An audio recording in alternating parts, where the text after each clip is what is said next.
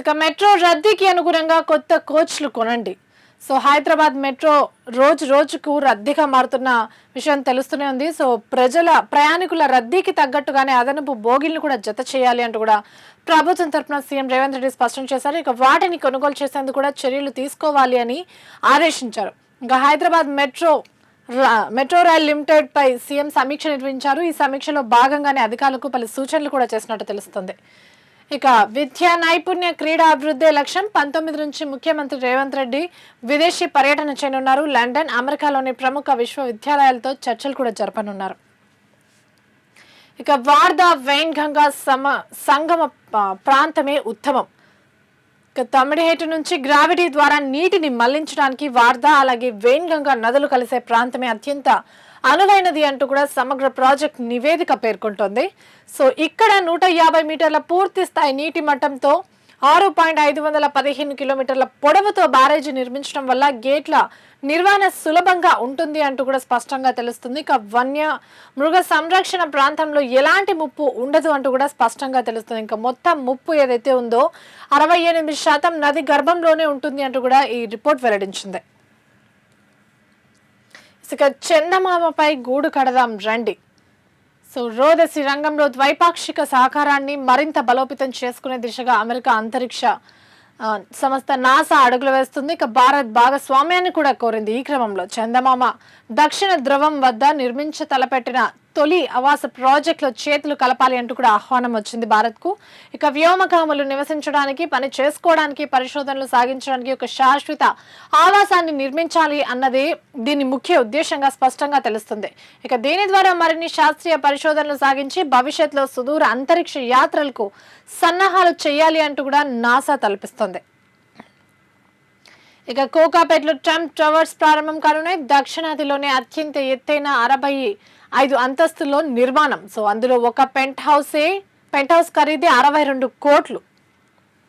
ఇక టెక్నాలజీ సాయంతో పారదర్శకత, పోలీస్ నియామకాల్లో ఆధునిక పరిజ్ఞానం. సో ఆధార్ అథెంటికేషన్తో ముఖ గుర్తింపు ఉంటుంది. సో TSLPRB చైర్మన్ శ్రీనివాసరావు చేసిన వ్యాఖ్యలు ఇవి. సో నేర చరిత్ర దాచకూడదు అంటూ కూడా అభ్యర్థులకు కొన్ని సూచనలు చేస్తున్నారు. ఇక ఏ పుట్టి మునికేనో సో రాజకీయ పార్టీలో గుబులు మొదలవుతుంది. ఓట్ల తొలగింపు ప్రక్రియ ఏదైతే జరుగుతుందో సో దానికి సంబంధించి పోలింగ్ బూత్ స్థాయి సమీక్షలు సిద్ధమవుతున్న రాజకీయ పక్షాలు. సో రాజకీయ పార్టీలో ఇప్పటికీ ప్రభావం అయితే కనిపిస్తుంది. సుమారు 73 లక్షలకు పైగా ఓట్లు గల్లంతవడంతో కలవరం మొదలైంది. సో ఈ ఓట్లన్నీ గతంలో ఏ పార్టీకి పడినవో అన్న ఒక అయోమయం కూడా నెలకొంది. తమ పార్టీ ఓట్లు ఏమైనా పోయాయా అన్న ఆందోళన కూడా ఇప్పుడు కనిపిస్తుంది. సో అటు కాకుండా అయోమయంలో ఉన్నట్టు కూడా తెలుస్తుంది. ఇక మరోవైపు అనామలీస్ జాబితాలో మరో 60 లక్షలకు పైగా ఓట్లు ఉన్నట్టు కూడా అధికారులు అంటున్నారు. సందేహాల నివృత్తి తర్వాత తిరిగి ఓటర్ల జాబితాకు చేరేవి ఎన్నో అంటూ ఒక అనుమానం అయితే ఇప్పుడిప్పుడే మొదలవుతుంది. అనామలీస్ జాబితా నుంచి గల్లంతయ్యే ఓట్లు ఏ పార్టీకి గండి కొడతాయో అన్న గుబులు పట్టుకుంది.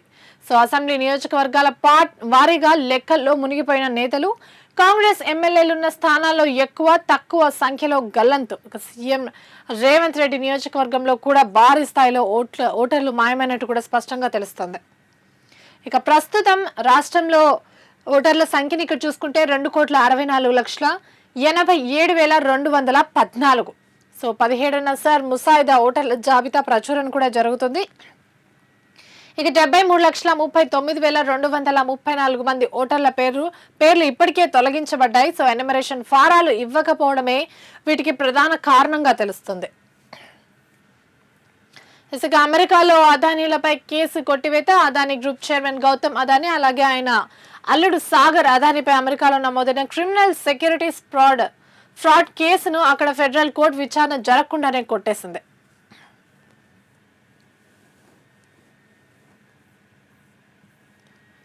ఇక్కడ కూడా ప్రధానంగా హైదరాబాద్ లో ట్రంప్ టవర్స్ కి సంబంధించిన అంశమే కనిపిస్తుంది. 2 టవర్లు 65 అంతస్తులు సౌత్ ఇండియాలోనే అతిపెద్ద బిల్డింగ్స్ అదే. సో 2,000 కోట్లతో నిర్మాణాలు 2031లోగా పూర్తయ్యే అంచనాలు కూడా కనిపిస్తున్నాయి. ఇక మరొకసారి మెట్రోకి సంబంధించి ఇక్కడ చూసుకుంటే ఓల్డ్ సిటీ మెట్రో పనుల్లో వేగం పెంచండి. ఎంజీబీఎస్ చాంద్రాయణగుట్ట రూట్లో వెంటనే టెండర్లు పిలవాలి అంటూ కూడా సీఎం రేవంత్ రెడ్డి ఆదేశించారు. రద్దీకి తగ్గట్టుగా ప్రస్తుతం ఉన్న రద్దీకి తగ్గట్టుగా భవిష్యత్తులో పెరిగే రద్దీని దృష్టిలో పెట్టుకుని అదనపు మెట్రో కోచ్లను కూడా కొనుగోలు చేయాలి అన్న ఆదేశాలు వినిపిస్తున్నాయి. ఇక హైదరాబాద్ మెట్రో రైల్ లిమిటెడ్ ఉన్నతాధికారులతో నిర్వహించిన సమావేశం ఏదైతే ఉందో ఆ సమావేశంలో సీఎం చేసిన వ్యాఖ్యలు ఇవి. డిసెంబర్లో గ్లోబల్ సమ్మిట్ కు అంతర్జాతీయ స్థాయిలో ఏర్పాట్లు ఉండాలి అంటూ కూడా సూచనలు చేశారు.